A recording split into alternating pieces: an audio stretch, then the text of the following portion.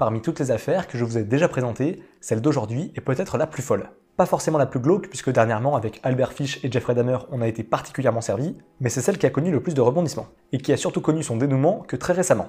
On a coincé le coupable une quarantaine d'années après les faits, et grâce à son ADN, on a pu le confondre dans plusieurs affaires. Notre homme a été un cambrioleur en série, un violeur en série et un tueur en série. Je vous présente le tueur du Golden State.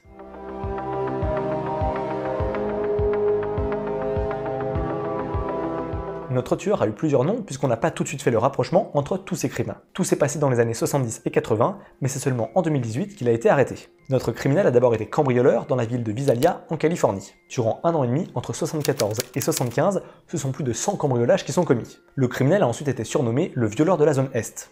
Il s'introduisait dans des maisons ou des appartements à la recherche de femmes seules qu'il pouvait violer. Ces crimes avaient lieu à l'est de Sacramento, d'où son nom de violeur de la zone Est. En février 78, alors qu'il est en train de faire du repérage dans un quartier en vue d'un prochain méfait, il croise la route d'un couple qui est en train de promener son chien. L'homme et la femme tentent de fuir, mais notre cambrioleur et violeur en série ne veut pas être démasqué, alors il va les poursuivre et les rattraper avant de les tuer par balle. Notre homme va ensuite changer de zone et partir dans le sud de la Californie. C'est là qu'il va continuer de sévir. Cambriolage, viol, meurtre, les deux meurtres qui sont choisis sont durement touchés. On appelle à ce moment-là notre homme le stalker nocturne. Il va être beaucoup plus cruel et tuer beaucoup plus de personnes à ce moment-là. Il menace et assassine ses victimes à coups de matraque ou en leur tirant dessus. Une de ses victimes reçoit d'ailleurs une balle dans la joue qui ne lui est pas fatale. Qu'à cela ne tienne, notre tueur en série va l'achever avec un outil de jardin. Il aurait même amené son chien sur l'une de ses scènes de crime et l'aurait nourri avec la dinde qui restait dans le frigo de l'une de ses victimes. Pas de gâchis, comme si de rien n'était. Ce qui est caractéristique de notre tueur en série, c'est son mode opératoire qui est très bien ficelé. Quand il entre par effraction chez ses victimes pour les cambrioler, les violer et les tuer, c'est très bien préparé de A à Z. Souvent il appelle par téléphone sa prochaine victime pour savoir un petit peu ses horaires de présence chez elle. Il entre une première fois par effraction chez les gens, cette fois la maison elle est vide, puisqu'il va se préparer le terrain, il va déverrouiller les fenêtres, il va même jusqu'à vider les munitions s'il y a des armes à feu présentes sur place. Il sait alors qu'il ne peut rien lui arriver, il est dans le contrôle, dans la domination, il jubile. Il laisse aussi dans des placards par exemple des cordes et des lacets qui lui serviront à attacher ses futures victimes au moment où il passera à l'acte. Le jour J, il porte un masque pour ne pas être reconnu, il entre par effraction par les accès qu'il a préalablement repérés et il va réveiller les habitants de la maison ou de l'appartement avec une lampe torche pour les éblouir avant de très rapidement les ligoter. Et il va pousser la perversion encore plus loin puisqu'il va mettre sur le dos du mari de la vaisselle. Il positionne une tasse ou une assiette par exemple et il menace de les tuer s'il entend la vaisselle bouger ou se briser. Une technique pour être sûr que le mari ne va pas bouger pendant que notre violeur en série est tranquillement en train de s'occuper de sa femme. Il vole des pièces, des bijoux ou même des objets sans grande valeur pour pouvoir garder des souvenirs avant de saccager les pièces de la maison.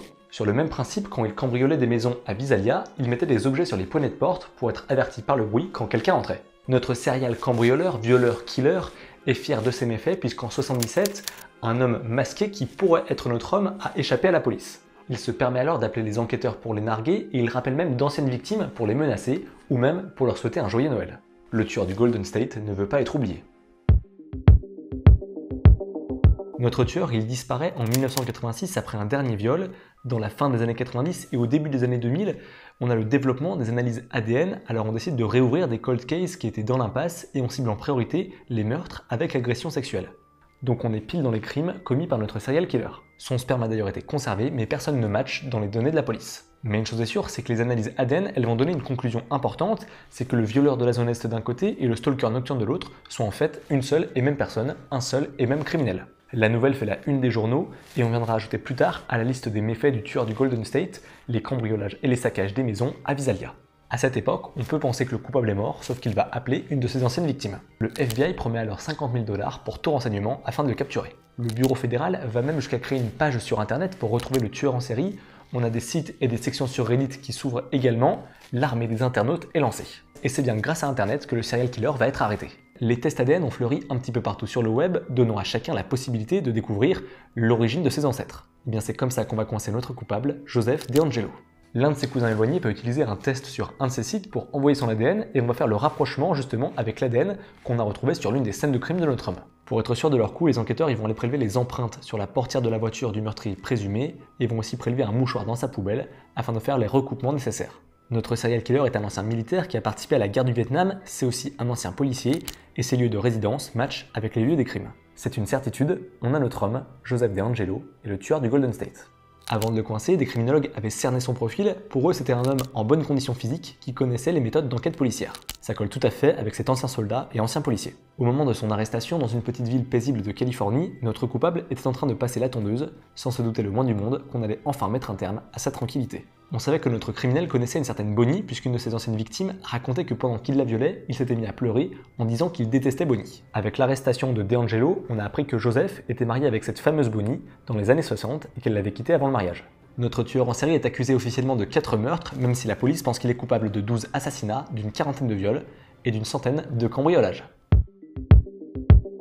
L'affaire DeAngelo a eu du bon, elle a poussé à la création d'une loi qui autorise à collecter l'ADN de personnes accusées ou condamnées en Californie afin de créer une banque de données dans cet état.